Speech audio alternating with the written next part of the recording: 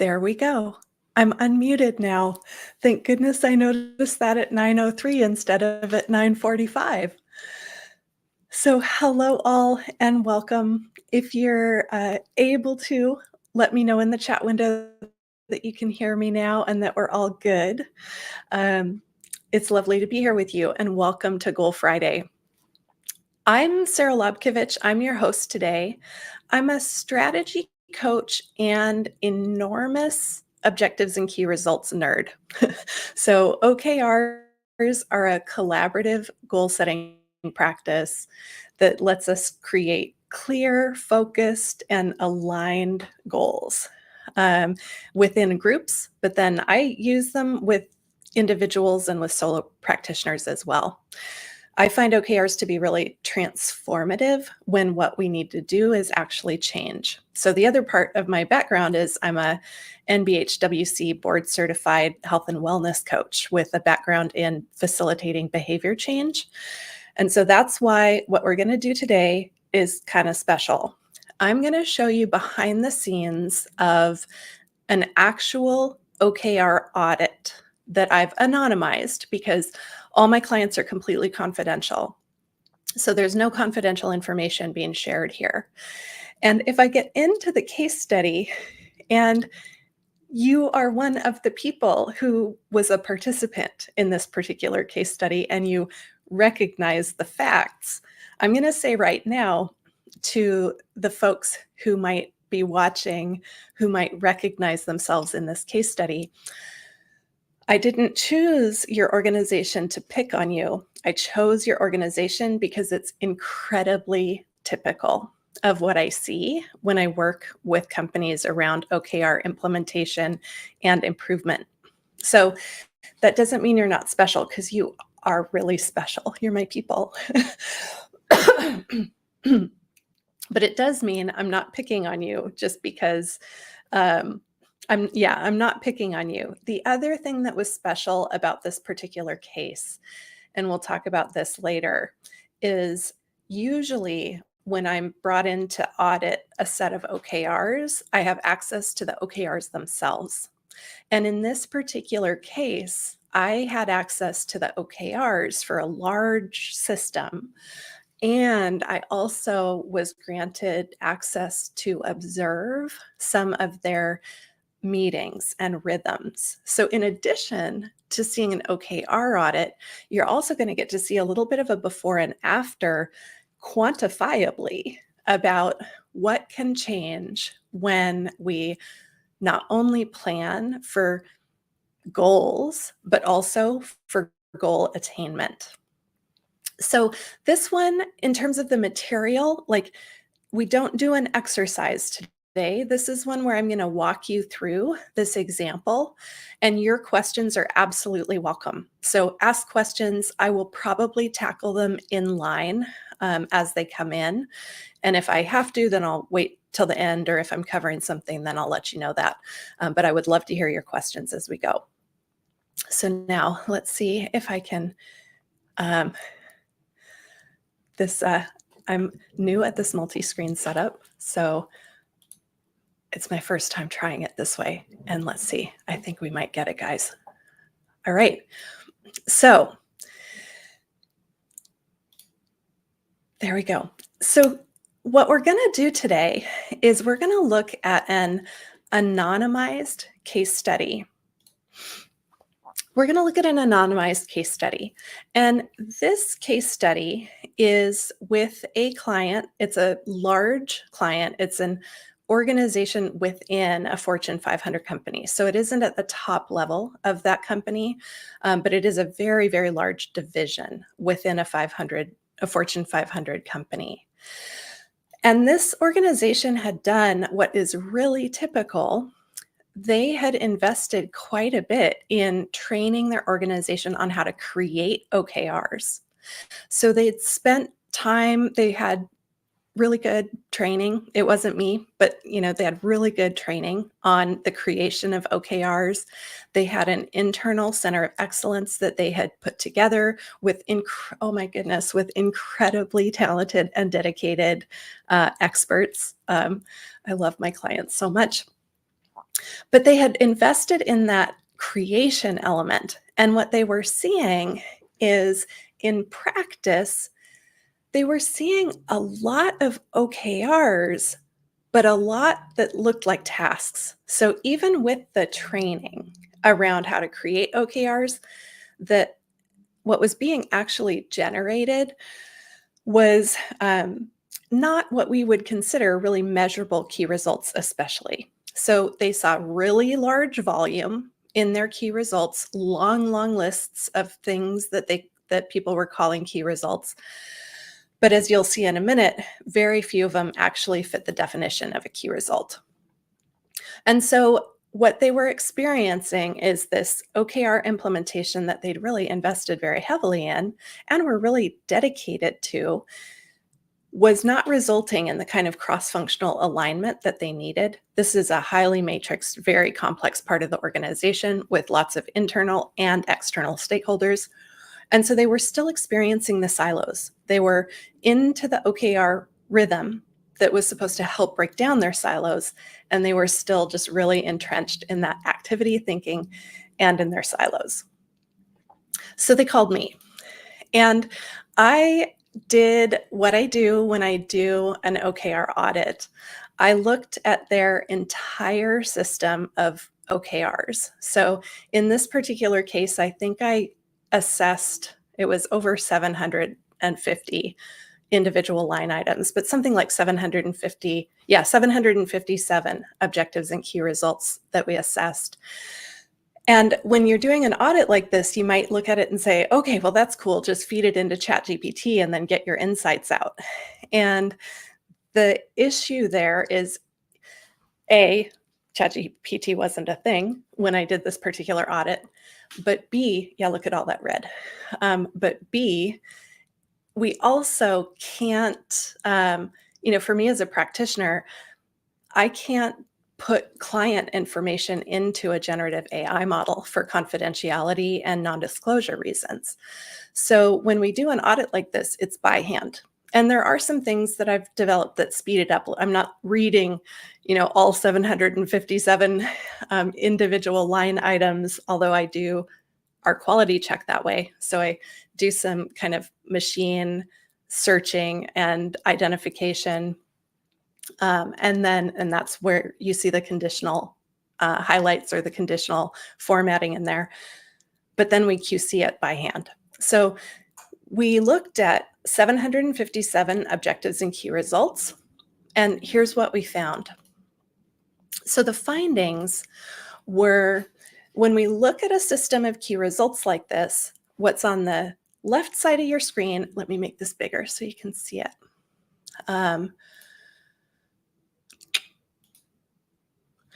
So what you see when we look at a really large system of OKRs like this is in this particular example, but again, I'm not picking on this client because this is actually, they were a little bit better than most large system analysis I do in terms of the key result composition. 83% of their key results, or what they were calling key results, described activity. Only 13% were actually measurable. And then about 4% I coded as other not measurable. So they weren't activities, but they also weren't measurable. And so that's the composition of OKRs that the client was contending with in the beginning. On the right is what I consider an ideal target key result distribution. So in an ideal case, we have 96% measurable key results, and then 4% of our key results or so, a small percentage, are dedicated to how we can increase our measurability in the future. So we might be doing baselining key results. But even our baselining key results, the outcome of a baselining key result is not that the baselining is done. The outcome is a number. It is a baseline. So even on that right-hand side, all 100% of those key results are measurable. I just do make it clear that, we do need to focus on baselining if we don't have full instrumentation. So this is the distance from perfect that I tend to see with large analysis sets that I do. It's very, very common. Um, I don't I don't think I've ever done a large system analysis that didn't come out with this kind of distance from perfect. So then in our key result quantification, we see of the key results that are measurable on the left-hand side in the system, that big turquoise bar is they were measurable based on complete, incomplete, binary, or percent complete. So they were determining whether that key result was achieved based on is it done, is it not done? Or we're estimating a percent complete. Like, how complete is it? I think it's about 30% complete. So not actually instrumented or empirically data-based information about the progress or outcome. That little tiny blue bar is that the objective outcome criteria was actually clear at all. So that little tiny blue bar is, and unfortunately I don't have the number on there for percentage, but little tiny blue bar is the number of key results where there was even a objective outcome criteria that was clear. And then the reds below that are quantified activity, no quantifiable progress or success criteria, and that the criteria was otherwise subjective or unclear. But it's this here, we saw this really big bar of estimating percent complete. In most in most OKR systems, I see that bar being smaller, and we see the no quantifiable progress or success criteria, or the criteria is otherwise subjective, are really big. Or sorry, quantified activity is really big. So this was a little bit of a different finding here, where in our best practice, we want to see about equal measures of objective progress measures, objective outcome measures, and then again, that handful of baselinings that we're going to be doing. So again, distance from perfect. And the reason this matters is because when we just think about activity, what we're doing is planning. We're not setting goals. And so the distinction here, when I talk about an activity-based goal, a quantified activity goal, and an outcome-focused key result, is this example here. With an activity-based goal, we might have something like create a new employee onboarding training. Notice the verb there is create. So that doesn't have a number in it, so we know it's not quantifiable, it's not empirically measurable, but it also focuses on what we're going to do. And then that middle one, quantifying activity, complete 3 trainings during Q1, looks more like a key result because it's got a number in it. But that's really more like a milestone. It's kind of a combo of we're quantifying our activity. We're going to complete 3 trainings by or during Q1, which makes it a milestone. And so that's a really common kind of stage of key result formation that gets created. And what most people find is when we create key results in that quantified activity or milestone style, you wind up with the issues that this system that I'm showing you today had, where we just have a whole lot of quantified activity in our key results, and we aren't actually identifying outcomes.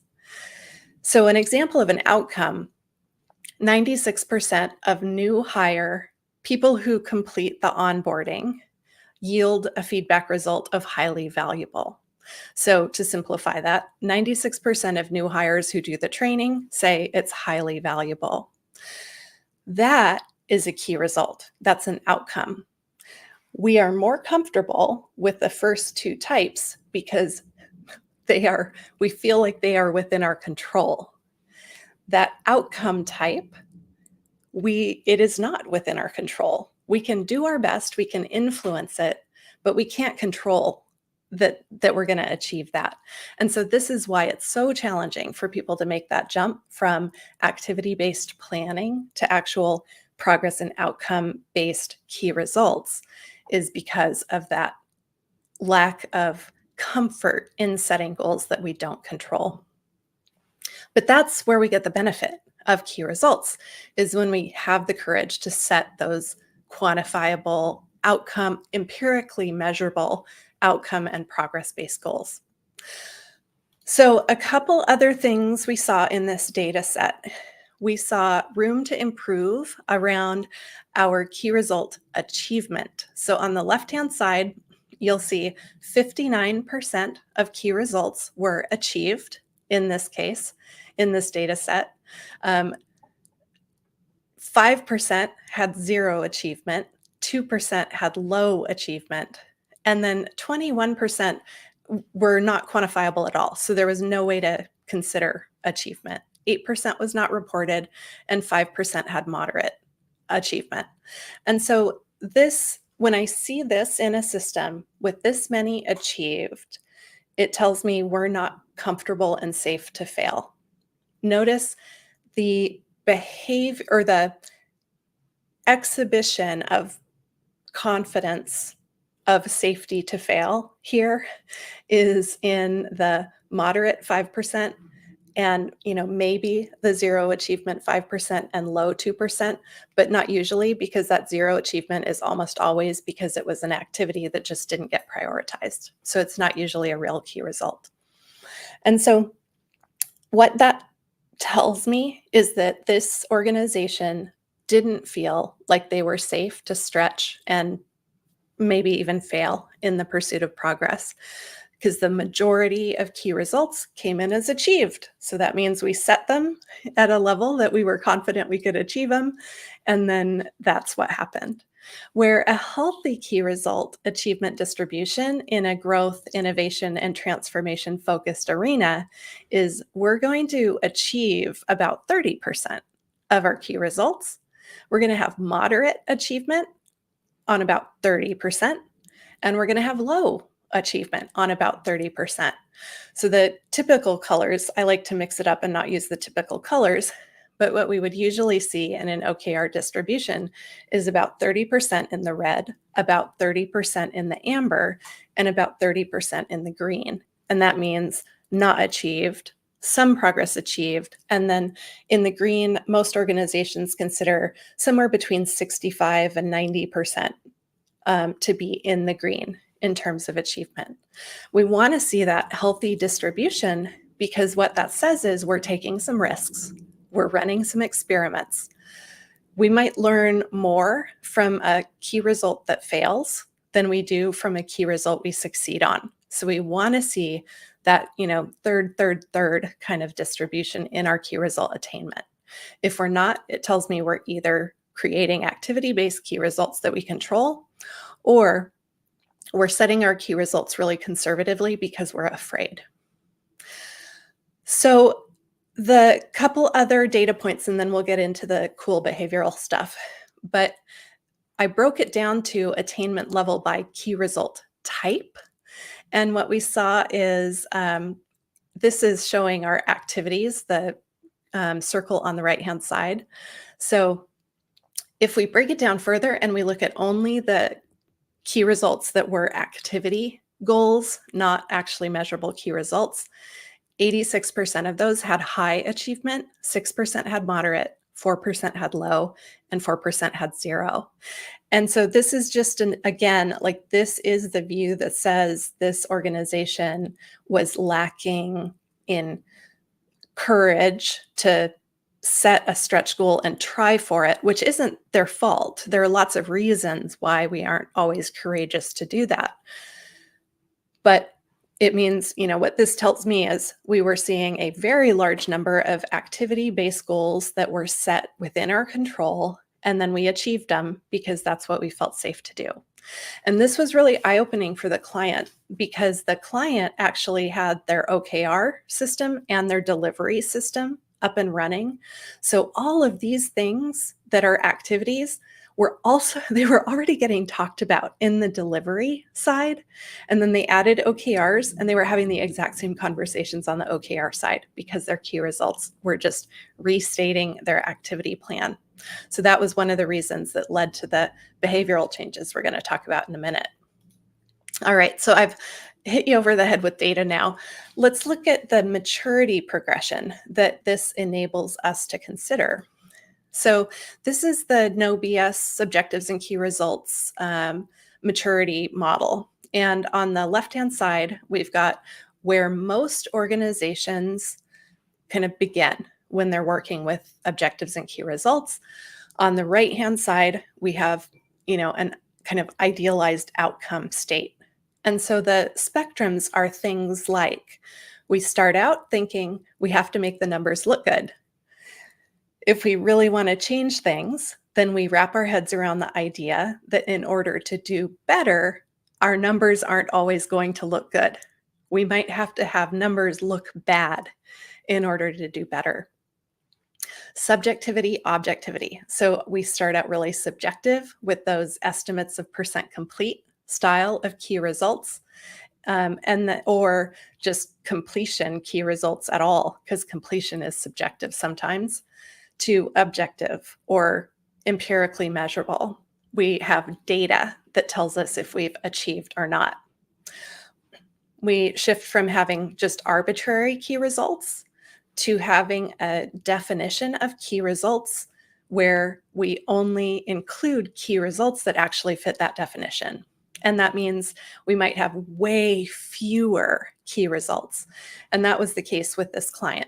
They went from 752 key results to, I can't remember the exact number, but it was significantly fewer in the next cycle.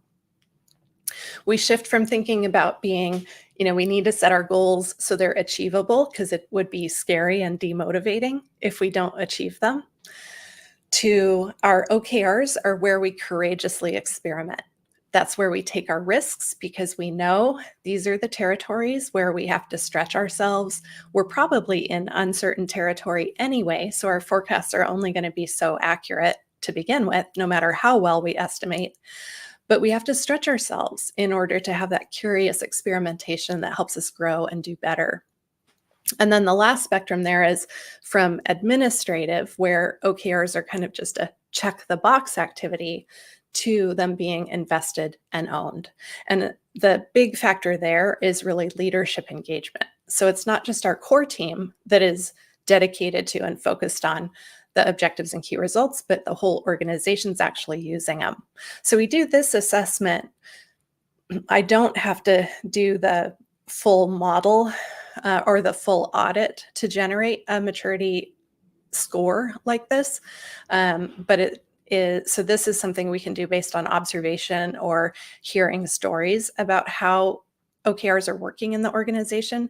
But this is kind of how this one came out for the client whose data you've seen. And then what we do then is we plan not how to get them from left to right. We identify how do we help people make realistic steps right that they're interested in making. So based on this client's goals, we introduced a new OKR playbook just so there were a definition of the term key results so people knew what good looked like. That was a really big priority. We piloted some hands-on support for OKR creation so that we could model excellent OKRs in certain parts of the organization. And we updated the rhythm of business, which that's what we're going to talk about next. And so we spell out this progression so that we can help clients work their way to the more mature model, but we don't try and do it all the time because this is a learning process. Folks have to experience failure in order to learn to change their behavior to move further right.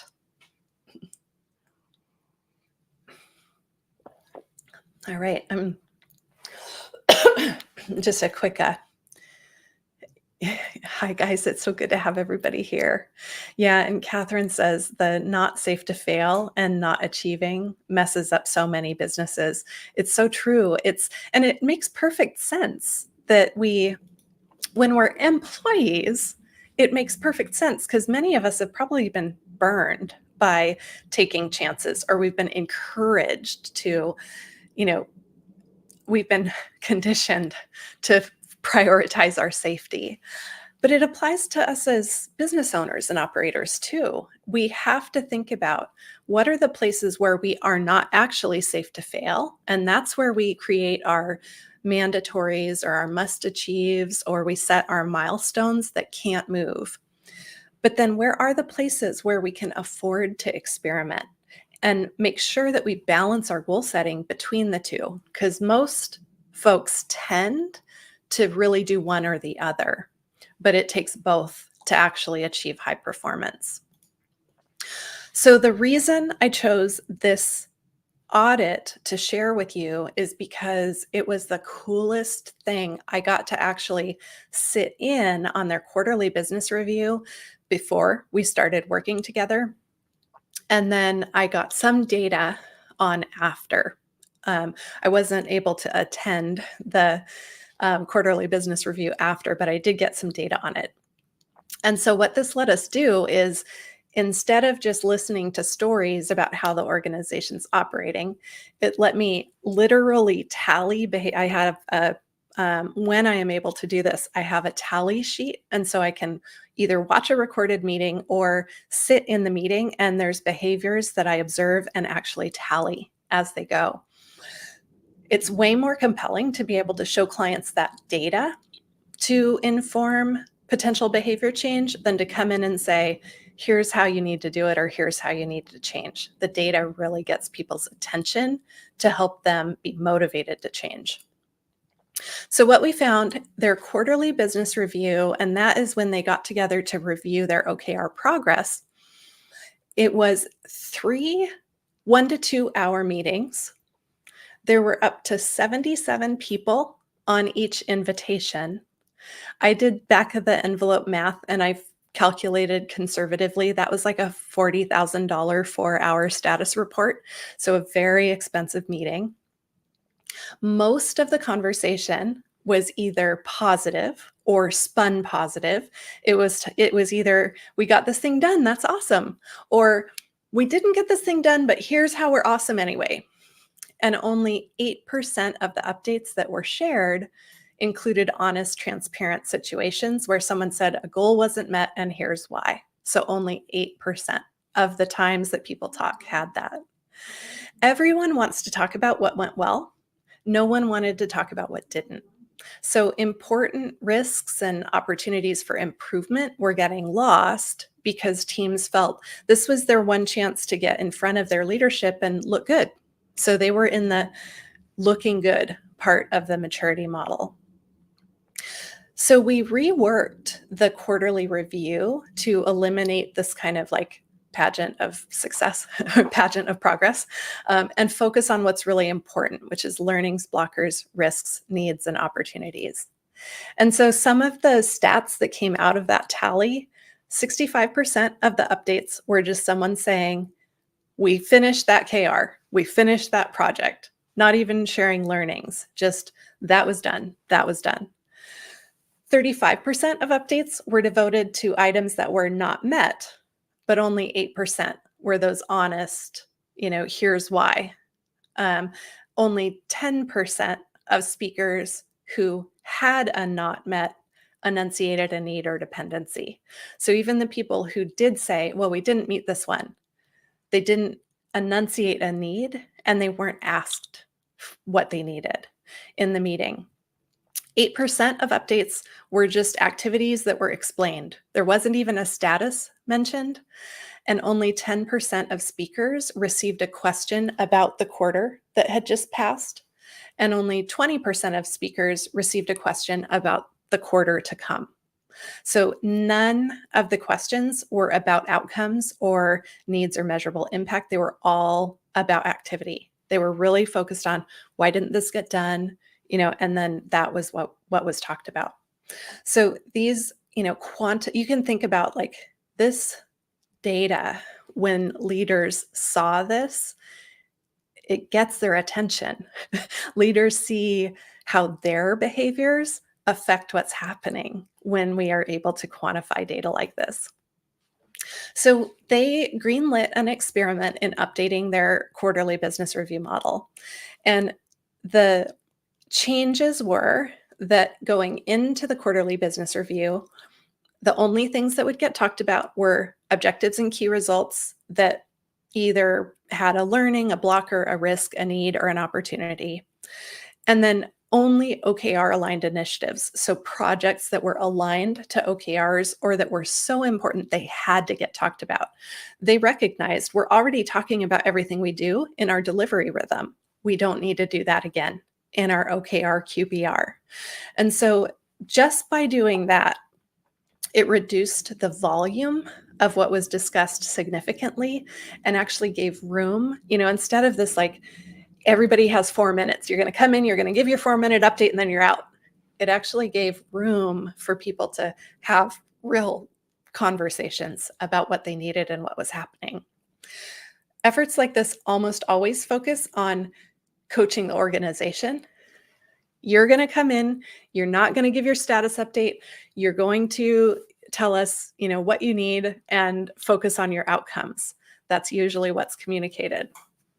But here, we focused on leader behavior change. So before the org went into that next QBR, the senior leadership had reviewed and agreed to a set of behaviors that they were going to practice about asking questions about what do you need when people voice a challenge, not reacting to poor performance on a key result, being calm and curious about it, and then not exhibiting any seaguling behavior about activity progress or about key result progress.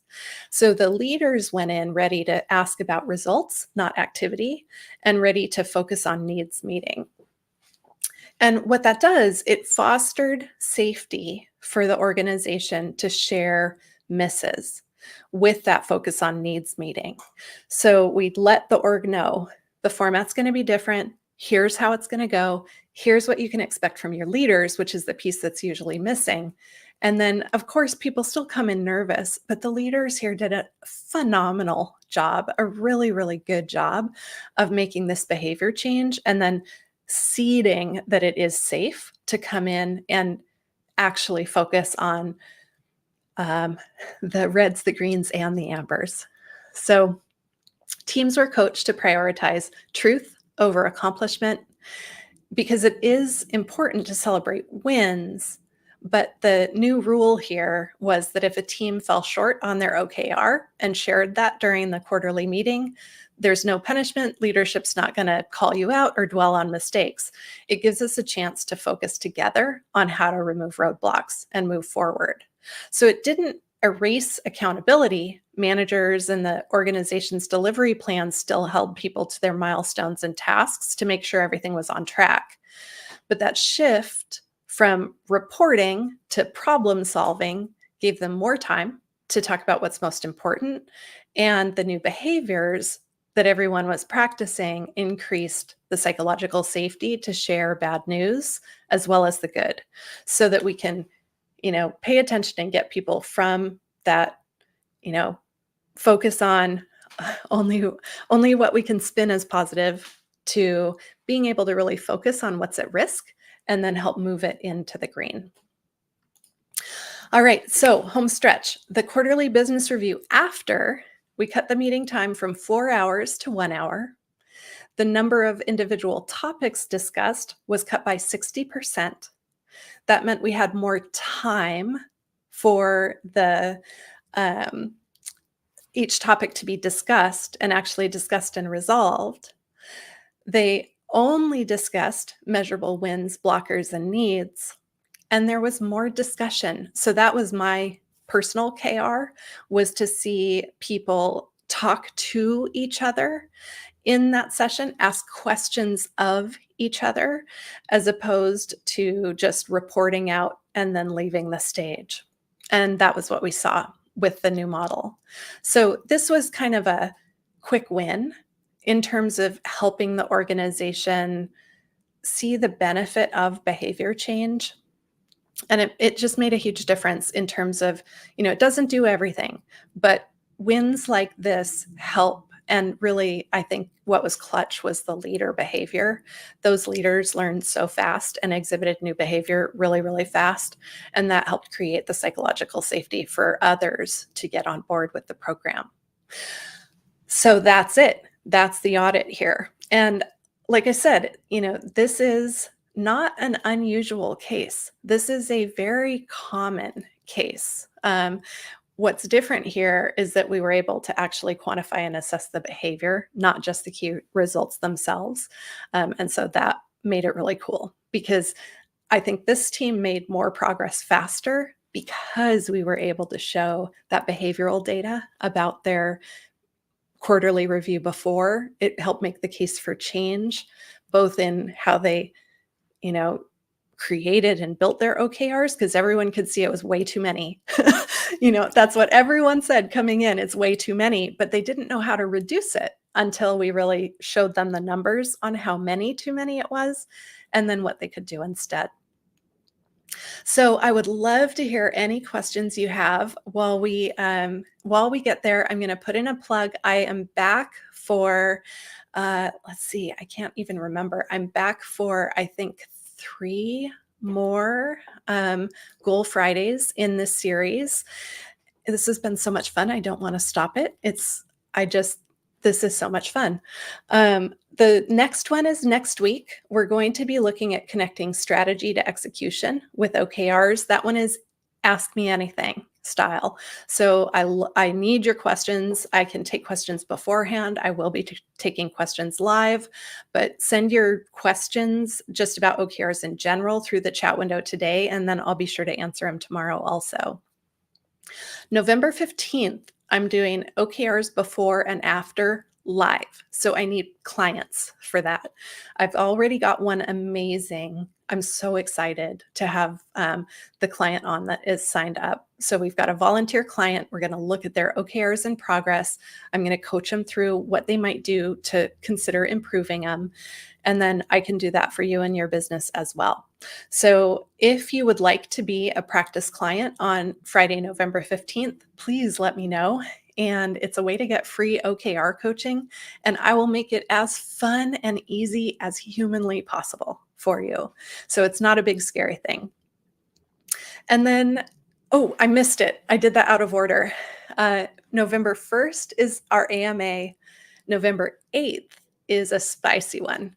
Why you shouldn't cascade OKRs to individuals and what to do instead. So that one's going to be spicy because most organizations that implement OKRs, the first question they ask is, how do we carry these down to our individuals? We're going to tackle that on November 8th. And then the last one in the series is that before and after on November 15th. So I would love to have folks volunteer for that. You can contact me at hello@redcurrentco. You can sign up for future series of this Goal Fridays sequence at findrc.co/Goal Fridays. And of course, you can join my mailing list to hear everything that's happening around here at findrc.co/newsletter. And then if you are curious to learn more about what you heard here today, join the pre-launch list for my upcoming print release. I have the No BS OKRs workbook is currently available in PDF download on my website. You can find that at findrc.co. But the print books are getting closer, so you can join the pre-launch list for both the print version of the No BS OKRs workbook and my full-length business book, which isn't very long. We call it the big book because it's been so much work, but it isn't that big. Called You Are a Strategist, Use No BS Objectives and Key Results to Get Big Things Done. And then just last week, I added a new resource for you all called the Strategic Operators Power Half Hour Guide, which I know is kind of a cheesy name, but that's really what it is. It's a 2-page or a 2-worksheet exercise that you can do, and it walks you through you don't have to know anything about OKRs, but it walks you through creating an objective and key result according to best practices for an issue that you're having in your business or career or even in your personal life. And then the second page walks you through creating a behavior change plan so you can actually achieve the goal that you created or increase the odds that you're going to achieve the goal you created. You can find that at findrc.co/live-SO-guide. And unfortunately, these are case sensitive, and that's a bummer. I wish I could put it in the chat window for you, but on the replay, I'll make sure there's a clickable link. So, my friends, that brings us to the end of this week's Goal Friday. I'm going to take one last look in the comments to see if we have any questions. Yeah, Catherine, I just find the quantification, this is a perfect example, actually, this case study. If we were only thinking about instrumented business measures, we wouldn't have any of the data that we looked at in that case study today. We would just have, we wouldn't have much because not much was instrumented.